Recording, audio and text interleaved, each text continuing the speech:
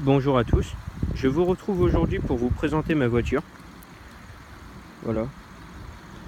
Cette vidéo n'est pas filmée à la GoPro, j'en suis désolé. En ce moment j'ai pas beaucoup de temps et je maîtrise pas du tout les montages à la GoPro pour le moment. Donc dès que j'aurai passé certains partiels, on va dire, vu que je suis à l'école encore, dès que j'aurai fini avec de gros travaux qui vont arriver, je me mettrai à vraiment essayer de comprendre la GoPro. En fait, les montages j'y arrive, mais c'est plus après au niveau de l'adaptation du format où j'ai du mal. Parce que j'ai trouvé une application sur Windows qui le faisait, enfin un logiciel, mais le format ne convient pas à YouTube. Voilà. Donc aujourd'hui c'est filmé au portable. Petit aparté. Il s'agit d'une Mazda 2, voilà, qui est donc ma première voiture. Je l'aime beaucoup, franchement, très agréable à conduire, assez bien équipée. C'est une série AO. Donc c'est, alors déjà elle est de 2011. Je l'ai eue à 26 000 km il y a un petit peu plus d'un an. Maintenant elle en a 39 000 si je ne dis pas de bêtises. Et donc comme je viens de vous le dire, c'est une série spéciale qui s'appelle série AO. Donc la AO elle est sortie principalement en bleu. Ici c'est une verte. Donc il n'y en a pas eu beaucoup en vert, mais quelques-unes, parce que AO signifie en japonais bleu, si je ne m'abuse. Voilà, du reste j'ai un petit badge que l'ancien propriétaire, elle est d'occasion, je tiens à le préciser. J'ai un petit badge que l'ancien propriétaire m'a donné avec, lui n'avait jamais mis, et je ne l'ai pas mis non plus. Je ne sais pas si je le mettrai un jour, on verra. En tout cas c'est un petit badge assez joli, où il y a marqué l'écriture AO. Donc c'est un moteur 1,3 litre MZR, ça s'appelle comme ça chez Mazda. Donc il fait exactement 1349 cm3. Elle développe 84 chevaux dynamiques. Donc ça n'est pas énorme, mais bon, comme c'est une première voiture, voilà. Au-delà de 90 chevaux, l'assurance me surtaxait. Donc je me suis maintenu à cette puissance, qui est déjà suffisant parce que la voiture en soi fait un petit peu plus de 1000 kg. Elle fait 1050 kg si je ne m'abuse. Donc voilà. Donc je vais m'attarder un petit peu maintenant sur la série spéciale AO, qui est donc la Mazda ici présente, que j'ai. Donc c'est ma voiture de tous les jours. Et je vais vous présenter ces petites spécificités par rapport à une Mazda 2 normale. Donc la Mazda 2 AO présente déjà le moteur en soi, le 1,3 litre MZR de 84 chevaux. Il est spécial à cette série, donc en tout cas pour la France. De ce qui est de l'étranger je ne sais pas, mais en France le 1,3 litre MZR de 84 chevaux n'est sorti que sur la série spéciale AO, ici présente. Donc elle s'est vendue principalement en bleu et également un petit peu dans ce vert là, que personnellement j'adore. Après ce sont les goûts et les couleurs de chacun, mais plusieurs de mes amis n'aiment pas beaucoup. Voilà. Pour ce qui est de la carrosserie et des équipements spécifiques à cette voiture. Donc la Mazda 2 AO a par rapport, en plus des autres Mazda 2 entre guillemets normales, elle a ses phares anti-brouillard. Ils sont appelés anti-brouillard sport, que je trouve assez joli personnellement. La face avant a également été un petit peu revue. Elle est plus belle, un petit peu plus agressive que sur une Mazda 2 normale. Elle a également ses jantes qui sont en 15 pouces. Donc c'est pas très gros, mais bon, ça suffit. Elle possède également les jupes latérales que vous voyez ici en fait. Cette jupe là est rajoutée spécialement sur la série spéciale AO, que n'ont donc pas les autres Mazda 2 de cette génération. Donc celle-ci, il faut déjà savoir, ce n'est pas la dernière génération de Mazda 2, vu que la dernière est sortie en 2015 ou 2016, je crois. Celle-ci est de 2011, donc c'est l'avant-dernière. Voilà. Donc pour le moment, on a vu la face avant a été modifiée, les anti-brouillards appelés sport, les jupes latérales. À l'arrière, peu de changements, si ce n'est ce becquet que je trouve très joli personnellement. Voilà. Donc normalement en fait une Mazda 2 s'arrête ici. Il n'y a pas cette partie là en plus, qui est du plastique, mais je trouve ça très joli. En plus ça intègre assez proprement le troisième feu de stop, si vous voyez. Ça lui fait un petit look sympa je trouve. Et à l'arrière, autre petit changement, la canule d'échappement qui est chromée. En fait vous voyez dedans l'échappement normal, qui est là à l'intérieur. Et autour, le petit tour chromé, c'est une canule d'échappement qui a été rajoutée pour renforcer un petit peu le côté sportif de la voiture. Donc en soi, ça n'est pas une voiture ultra sportive comme je vous l'ai dit au début, de par sa puissance.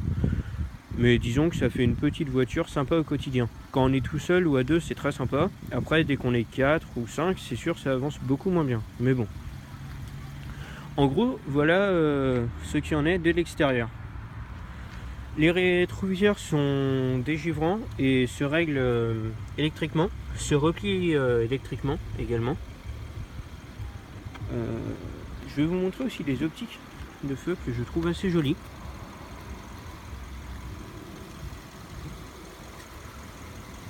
Voilà, en fait quand je suis en veilleuse, il n'y a que cette partie là qui s'allume, c'est assez beau. Et après dès que je passe en code, il y a cette partie-ci, ou si je ne sais plus qui s'allume. Et donc ici les clignotants. Mais en tout cas quand je suis en veilleuse en début de soirée, c'est très joli. C'est allumé juste ici, j'aime beaucoup. Donc passons maintenant à l'intérieur de la voiture.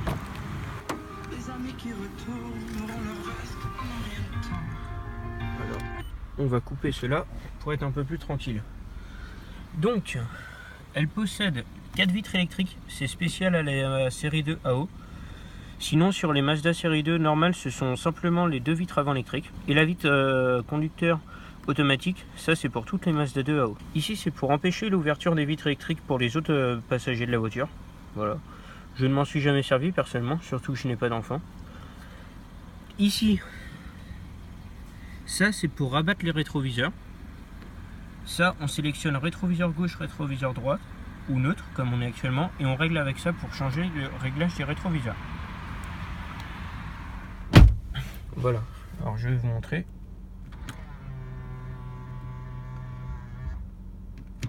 Voilà, c'est assez sympa je trouve. Ensuite, elle dispose de la climatisation automatique. Donc nous avons le bouton de la clim ici, avec donc le débit automatique. Et également la manière dont est réparti l'air. Donc si on veut que ça sorte plutôt vers la tête, tête et jambes, jambes, et là ça fait jambes et dégivrage ou uniquement dégivrage. En sachant que dès qu'on se met dans cette position, ça allume automatiquement la clim qu'on peut couper après manuellement. Donc regardez, je vais vous montrer.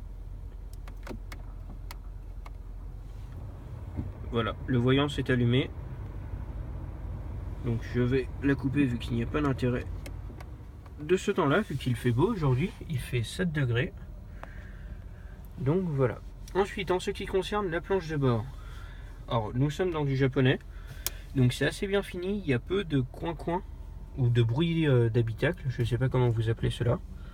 Donc c'est assez sympa pour rouler. Après, comme c'est une japonaise, ce sont que des plastiques durs partout.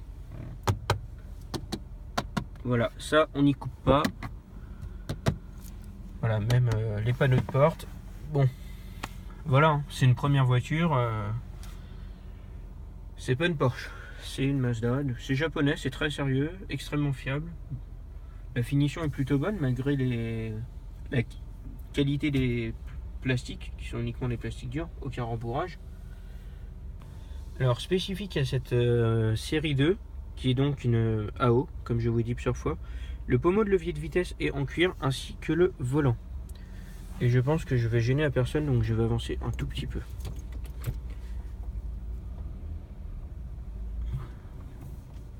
Je ne sais pas ce qu'elle compte faire, mais bon. Donc ensuite, elle dispose quand même de quelques petits rappels gris, comme les barres de... Enfin les barres, je sais pas comment vous appelez cela, sur la porte. Ici c'est imitation alu, c'est du plastique. Autour des buses d'aération, juste ici. Vu que les buses au milieu de la planche de bord sont basiques, plastique tout noir. Mais les deux extérieurs ont des petits rappels imitation aluminium. Plutôt sympa. Voilà. Donc je vais après aller me mettre à l'arrière pour que vous voyez, enfin pour que vous ayez une vue un peu plus d'ensemble de ce qu'on voit de l'avant de la voiture. Vu que là je suis au zoom minimum actuellement et voilà, c'est quand même assez proche je trouve. En ce qui concerne le volant, on va revenir dessus rapidement. C'est un volant 3 branches avec les petites finitions de gris ici. Assez sympa à prendre en main. Vu que là vous voyez, ça fait la taille de ma main, donc c'est le rond. Enfin c'est le centre dirais-je. Commande au volant. Donc ici c'est pour changer de mode au niveau de l'autoradio. Donc on peut se mettre en mode auxiliaire, en mode radio ou en mode CD, vu qu'elle a le lecteur CD d'ici. Ici c'est pour changer la station de radio.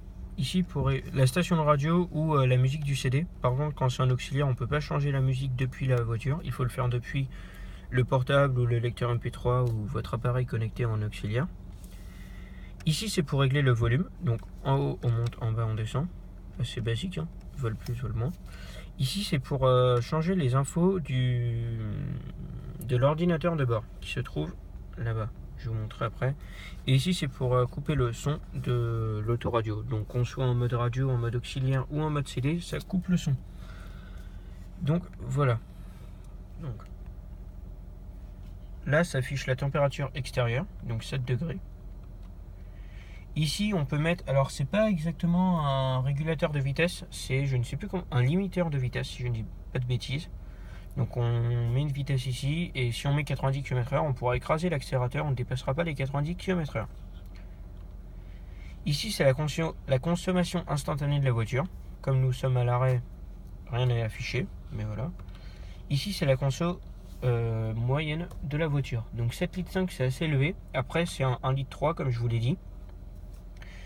La voiture est 2011, donc le moteur lui-même, je ne sais pas de quand est la conception, mais il n'est pas tout récent sans doute, ce qui explique un peu cette consommation. Après, en soi, de temps en temps, j'aime bien accélérer un petit peu. Voilà, je le fais pas non plus énormément. Et en ce moment, en fait, je suis alternant. Et là, je viens tout juste de retourner à l'école. Et quand je suis en période d'entreprise, en fait, j'ai énormément d'embouteillages. D'où cette consommation plutôt élevée pour ce genre de voiture qui est une petite citadine 5 places. Ou on va dire une polyvalente, enfin une très petite polyvalente. Je ne sais pas comment vous appelez ça, si c'est une citadine ou une polyvalente. Voilà. Donc la conso moyenne est plutôt élevée. Pour vous donner un petit ordre d'idée, le matin, pour faire 9 km, en partant 7h moins le quart de chez moi, je mets entre 3 quarts d'heure et 1 heure. Et le soir pour faire... Alors le soir je passe pas par le même endroit vu que le soir c'est vraiment trop bouché, la route que je prends le matin. Je prends un autre itinéraire qui fait un peu plus de 9 km, on doit même être plutôt vers les 20. Et pour faire 20 km je mets à peu près 55 minutes, 1 heure. Voilà. Donc c'est quand même pas mal de bouchons, d'où cette conso moyenne. Ici c'est l'autonomie restante de la voiture, donc 195 km. Sachant que ici les petites barres que vous voyez c'est ce qui reste dans le plein. Donc quand toutes les barres sont présentes, c'est que le plein est au maximum et après ça descend. Quand on arrive à la dernière barre, la dernière barre se met à clignoter et ça correspond à la réserve de la voiture. Donc voilà, 23 km/h, ça, je ne sais pas exactement à quoi cela correspond, mais je crois que c'est la vitesse moyenne. Je crois, mais je ne suis pas du tout sûr. Et donc on revient là où on en était au début, c'est-à-dire la température extérieure. Donc comme vous pouvez le voir, elle a 39 540 km. Je l'ai eu en octobre 2016 et donc ça fait un peu plus d'1 an maintenant vu que nous sommes le 1er février aujourd'hui. Voilà, donc je vous retrouve actuellement à l'intérieur, je suis à l'arrière pour vous montrer la planche de bord, enfin même tout le poste avant, un petit peu mieux à quoi il ressemble, afin que vous ayez une vue d'ensemble. Donc voilà. Nous pouvons voir le reste, j'ai oublié de le signaler avant, le levier de vitesse qui est en hauteur. Très agréable à manier car il est à portée de main. Après la boîte elle craque un petit peu, enfin elle craque, elle est un petit peu sèche en tout cas. C'est un petit peu moins agréable, mais bon, voilà. Là il y a un petit peu de bazar ambiant. Je vais maintenant descendre afin de vous montrer la place qu'il y a à l'arrière. Donc voilà. Ici vous voyez le panneau de porte, donc avec la vitre électrique, vu qu'ici c'est la portière arrière gauche. L'enceinte, petit regret ici, il n'y a pas de compartiment pour ranger des documentations ou autre chose. Voilà. Tant que j'y pense, autre regret, la fermeture n'est pas centralisée automatiquement. C'est-à-dire qu'elle est centralisée. Je peux condamner que cette porte-là ou faire les castres depuis le poste conducteur ici, avec la poignée, enfin la petite manette qui se trouve là-bas. Voilà. Donc petit regret, vu qu'il y a pas mal de voitures maintenant où ça se ferme automatiquement à partir de 20 km/h, ou 30, je ne sais pas exactement. Cette voiture qui est de 2011 ne fait pas cela. C'est au conducteur en tout cas d'appuyer là-bas. Je trouve cela un peu regrettable, mais bon. Ici, vous pouvez voir la place qu'il y a à l'arrière. Donc c'est suffisant, je pense. Voilà, moi je fais 1m72, 73, je crois. Donc je pense que la place est suffisante, malgré le fait que je ne fasse pas de mètres. Voilà. Le siège est quand même assez reculé et il y a encore de la place. Un petit point juste très rapide sur la couleur. Donc, j'aime beaucoup, c'est un espèce de vert pailleté un petit peu. Je ne sais pas si vous arrivez à le voir. Donc voilà. Et vraiment j'aime beaucoup cette couleur. Nous allons maintenant passer au coffre.